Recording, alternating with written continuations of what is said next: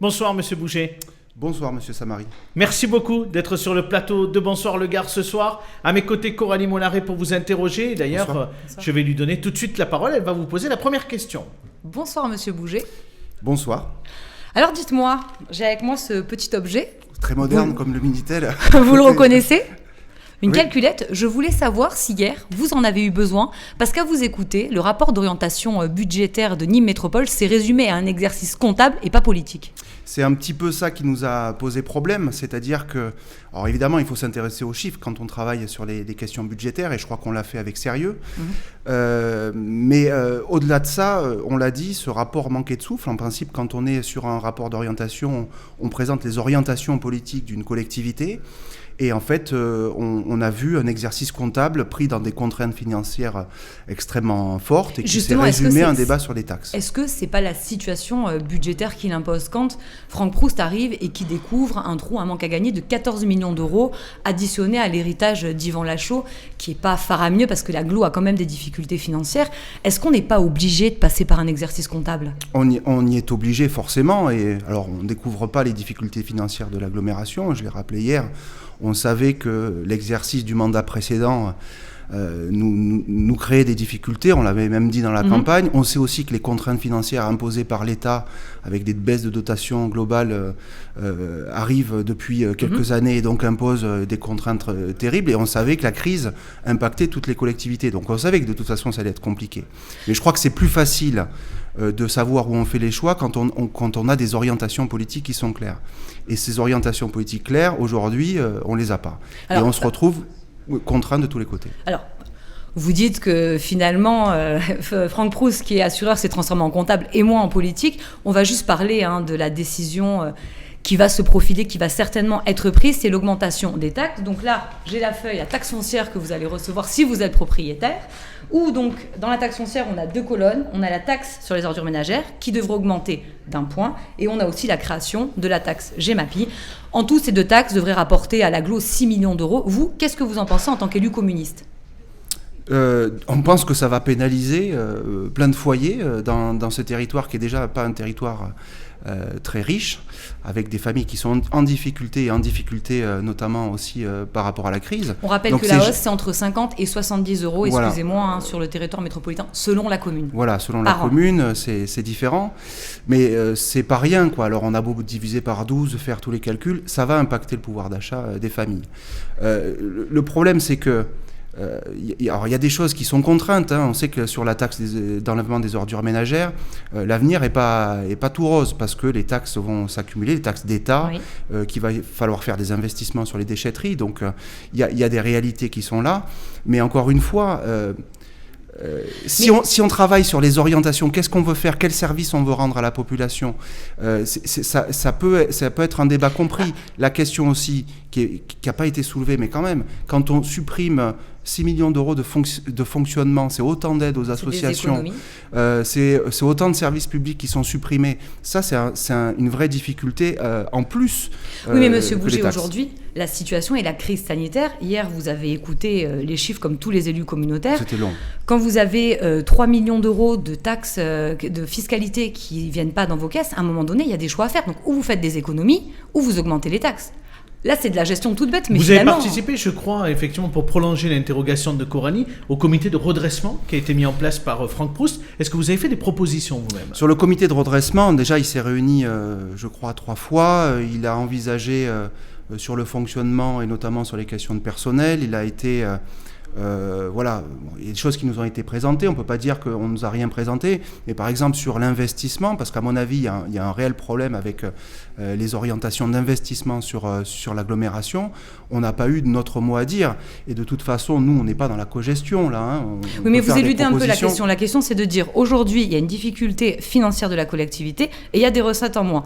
Si demain, d'aventure, puisque vous étiez candidat au municipal, vous êtes élu à la tête de l'agglo, qu'est-ce que vous faites pour combler ce trou et continuer les services publics ? On a un peu le temps avant les prochaines élections. Mais il faut se préparer. La question, c'est la trajectoire de l'investissement est complètement floue et en plus sur des projets hasardeux. Moi, je pense que avant de regarder comment on prend dans la poche des Nîmois, on regarde ce moins qu'on fait sur les... c'est ce que vous dites. C'est-à-dire qu'au bout d'un moment, quand vous dépensez et que vous vous apprêtez à dépenser encore plus d'argent sur Magna Porta, qui est un projet, je le redis, parce qu'on a encore travaillé le dossier, on a vu la SPL Agathe, et on voit que c'est un projet qui ne tient pas debout, et qui va coûter énormément d'argent.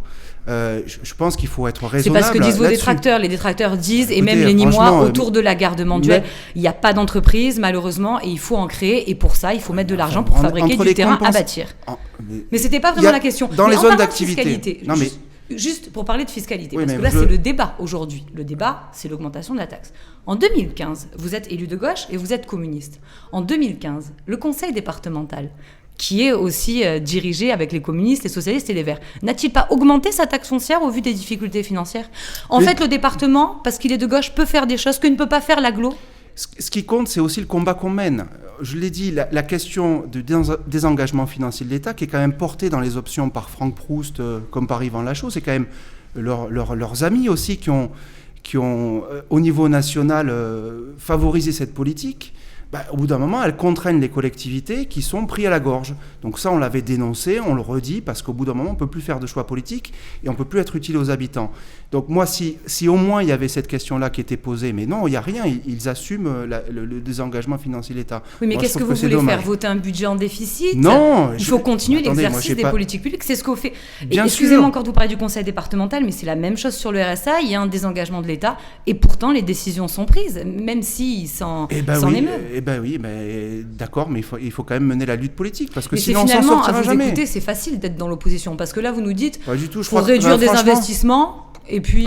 franchement, je crois que hier, alors on a pu dire que j'ai été un peu long, mais les autres ont été peut-être beaucoup plus longs que moi, mais je crois qu'on a travaillé le sujet et on a proposé des choses. Moi j'ai dit aussi que sur la question de la ligne T2, avant il fallait revoir le projet parce qu'il manque un parking relais. Au final, on va peut-être finir le projet, mais il sera peut-être pas utile. Donc, bref, il y a plein de choses à reposer avant. Ça coûte. Oui, ça coûte, d'accord, mais ça sera peut-être utile parce que si vous faites une ligne qui est pas empruntée, ça coûtera encore plus cher parce qu'il y aura pas d'utilité. Allez, on sort sur les zones d'activité, c'est pareil. Oui. On nous dit il faut faire des zones d'activité partout, mais il y en a qui sont encore vides. Lesquelles ? L'Actipark de Bouillargues, par exemple, où il y a encore de la place. Et on n'a pas le recensement de toutes les places vides, et puis on nous dit il faut absolument bâtir. Mais où et comment ? Il faut revoir la politique. C'est Magna Porta qui est dans le viseur en ce moment. Oui, mais bien sûr, mais c'est la folie, Magna Porta. Il faut revoir la politique de développement économique de cette agglomération, et aujourd'hui, on est vous voterez contre le budget, hein. On va vous écouter, avec la hausse de ces taxes. On a fait des propositions, on a dit des choses, on verra, mais effectivement, moi je ne suis pas très content de ce qui a été présenté hier. Allez, on sort de l'agglomération en direction de la mairie de Nîmes. On va parler de Jean-Paul Fournier. Dans quelques jours, il va fêter ses 20 ans de mandat, ses 20 ans à la tête de la ville de Nîmes. Quel regard vous portez sur sa gouvernance depuis 20 ans ? Écoutez, c'est une gouvernance qui est longue. C'est un homme qui a su créer des liens avec les Nîmois, manifestement, puisqu'il a été réélu plusieurs fois. On a le sentiment que vous avez du mal à le dire. Non, mais si, il faut le reconnaître. Oui, il a gagné les. Il a gagné les élections, donc je suis pas mauvais joueur. Bon, c'est passé comme ça. Après, je persiste à dire que. On est en panne d'imagination, on est en panne de volonté pour faire autre chose sur cette ville qui le mérite. Pourquoi en panne d'imagination ? Qu'est-ce que vous feriez ? On est sur des politiques de grands bâtiments, de grandes réalisations, puis on oublie les Nîmois et ça continue. Donc c'est ces fameux grands projets, ces réalisations qui sont offertes au regard des touristes et des éventuels investisseurs qui viennent pas. La pépinière Pichon, le Palais des Congrès. Non, mais il y a des choses qui peuvent être intéressantes sur le parc Jacques Chirac notamment. Je dis pas qu'il faut pas le faire. Le Palais des Congrès, c'est pas en soi quelque chose qui est négatif, mais peut-être que dans la période, il y avait d'autres choses à faire en priorité. Et je crois que sur la notion d'attractivité du territoire, si les gens vivent pas bien, s'il n'y a pas de service public, s'il y a des tensions dans la ville, s'il n'y a pas de culture, s'il n'y a pas de sport, je ne suis pas sûr qu'une entreprise puisse y prospérer ou encore plus et en venir s'y installer. En parlant de tension, effectivement, vous le précisez, en parlant des quartiers populaires, ça renvoie aussi une image nationale désastreuse de la ville de Nîmes, puisque depuis de nombreux mois, il y a une accélération de la violence dans ces quartiers populaires nîmois. Quel regard vous portez sur ce qui se passe dans ces quartiers populaires que vous allez régulièrement à la rencontre de ces habitants, vous discutez avec eux, qu'est-ce qu'ils vous disent précisément ? C'est une situation qui est terrible, hein, parce qu'effectivement, moi, je suis pas loin d'un des quartiers populaires et bon, j'avais mes enfants à la crèche, donc c'est des gens que je connais. J'ai des collègues qui travaillent aussi dans les écoles. Je connais cette population et bon, ils sont dans une situation de peur, un sentiment de pas compter aux yeux des pouvoirs publics. Et ça dure depuis longtemps. C'est le sentiment d'être... Bon, après tout, du coup, ils ne s'occupent même plus de politique parce ils ont le sentiment de relégation. Et ça, je trouve que c'est extrêmement dangereux. Alors que je crois, moi, que si on veut s'en sortir, il va falloir que les habitants de ces quartiers soient considérés déjà à l'égalité avec les autres, mais aussi comme des acteurs potentiels. Je crois qu'il y a beaucoup d'énergie. Ça passe par quoi, en termes de solutions, par exemple ? Alors, bon, c'est très large. Hein. C'est-à-dire que, bon, sur cette situation-là, il faut évidemment travailler sur les deux jambes, à la fois de la répression, mais aussi de la prévention. Par des éducateurs de rue, par exemple, comme le propose Richard Tcheberino ? Il n'y a pas que lui qui le propose, heureusement, parce que vu l'argent qu'a mis Nîmes sur la table depuis des années, ça ne serait pas réalisé, c'est le département qui finance. Mais oui, il faut des éducateurs de rue, mais il faut aussi conforter les associations qui sont du lien social et qui ont été fragilisées. Il faut écouter... Pour vous, ce n'est pas suffisant ce que fait la mairie de Nîmes en termes de financement d'associations ? Alors évidemment, il y a des responsabilités d'État et on les a dénoncées. Voilà, il y a des questions de services publics qui disparaissent. On s'est battu pour sauvegarder des bureaux de poste. On va continuer à le faire à la poste de Bussy à Pissevin. On l'a fait à la place Bellecroix, mais on était un peu tout seul. Hein. La mairie s'était pas beaucoup positionnée. Moi, je crois que quand l'État déserte ces quartiers-là, les services publics, on donne un sentiment de relégation à ces quartiers qui n'est pas acceptable. Ce sont des Nîmois, des Français à part entière, et ils doivent être traités en tant que tels. Ils ont des ressources aussi, à condition d'avoir des moyens financiers pour s'en sortir. Un mot, Coralie, peut-être sur les départementales ? Oui, alors vous étiez candidat à la mairie de Nîmes. Aujourd'hui, vous êtes le seul président du groupe de gauche, puisqu'il n'y a plus les socialistes. Et on vous pressent pour partir au départemental sur le canton de Nîmes 3 pour affronter le sénateur Laurent Burgoa. Alors, est-ce que ce soir, vous pouvez nous dire si oui ou non, sans langue de bois, vous êtes candidat ? Je vous dirais sans langue de bois que je ne le sais pas. Ah non, je vous assure. Non, mais je vous aurai. Une campagne, ça se prépare. Si ça se passe en juin, forcément, vous devez vous préparer. Vous ne pouvez pas nous dire ça, les gens ne sont pas dupes. Est-ce que vous en avez envie ? On travaille. La question, moi, j'ai envie que la gauche garde ce département, la gagne, qu'il y ait un projet de gauche renouvelé, une majorité stable, etc. Mon seul souci, c'est ça aujourd'hui. Franchement, je pense que dans la tête des gens, les élections départementales, c'est quelque chose qui est extrêmement loin. Et les déclarations de candidature, à mon avis, dans une situation de crise sanitaire, je ne suis pas sûr qu'elles aient un gros impact. Ou alors on peut vous apposer un autre avis, on peut vous dire qu'au contraire, il faudrait peut-être intéresser les électeurs aux prochaines élections, parce qu'on voit ce qui se passe dans les quartiers où au niveau économique, le conseil départemental a aussi un rôle à jouer. Oui, donc ça, c'est ce qui s'appelle de la langue de bois. Est-ce que vous pouvez nous dire si, comme disait Abdel, est-ce que vous en avez envie ? Parce que ce serait votre première élection sur votre nom, et ça ferait de vous le leader de la gauche. Ah. Non, j'ai déjà été candidat au cantonal à l'époque, en 2011. Excusez-moi. Donc c'est quelque chose que je connais. C'était sur Nîmes 5, face à Franck Proust d'ailleurs, déjà à l'époque, et Julien Sanchez, qui était donc un canton difficile. Et du coup, Franck Proust, vous avez battu. Et Franck Proust avait gagné le canton, tout à fait.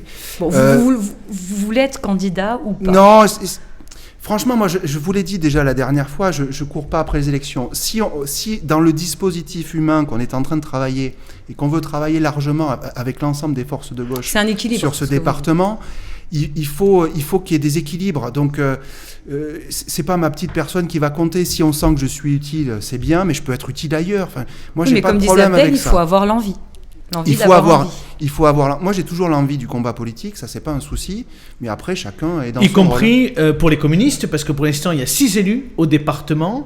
Est-ce que vous négociez fermement avec vos partenaires de gauche pour pouvoir présenter plus de candidats communistes pour espérer effectivement rentrer plus d'élus à l'Assemblée départementale ? On essaye déjà de travailler, on travaille ensemble, des insoumis jusqu'aux radicaux de gauche, en partant par les socialistes, Europe Écologie, bref, et les communistes évidemment. On travaille, et Génération S, on travaille tous ensemble. C'est moins difficile qu'au municipal ?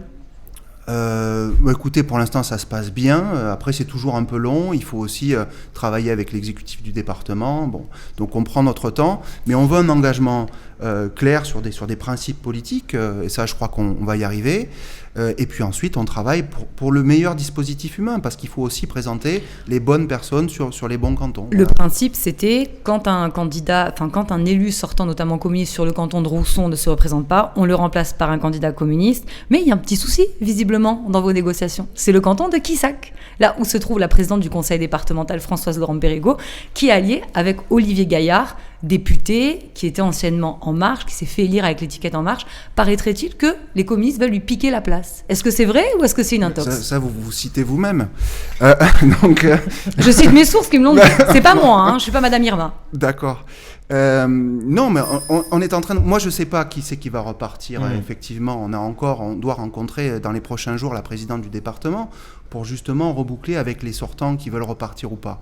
Moi, j'ai pas d'assurance. Dans tous les cas... Mais la question de Coralie, peut-être, c'est est-ce que ça sera difficile de s'allier avec Olivier Gaillard? C'est-à-dire que c'est un député de la majorité, alors même s'il n'est plus dans le groupe... Enfin, si, je crois, il n'est plus dans le groupe En Marche. Socialiste et apparenté. Ah oui, non, à l'Assemblée. À l'Assemblée, c'est un député qui mène une politique, ou en tout cas qui a voté. Moi, je ne sais pas s'il a pris des distances, c'est à vérifier avec lui. CETA, par exemple.